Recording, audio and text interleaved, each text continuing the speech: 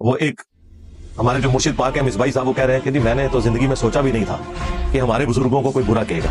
ایک وقت آئے گا لوگ اپنے اسلاف کو برا کہیں گے.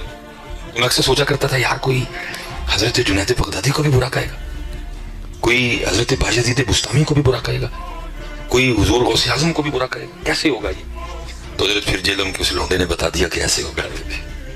اسلاف وہ ہیں کہ جنہوں نے اپنے ناموں کے کلمے پڑھائے. اسلاف وہ ہیں جو یہ کہتے رہے کہ میرا جھنڈا محمد کے جھنڈے سے بڑا ہوگا.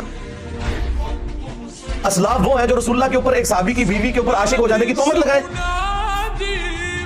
اسلاف وہ ہیں جو یہ کہیں کہ رسول اللہ کی قبر مبارک میں ہڈیاں ہیں. اور لعنت ہو ایسے تمہارے اسلاف کے اوپر جو اس قسم کے گستاخانہ عقیدے رکھتے تھے.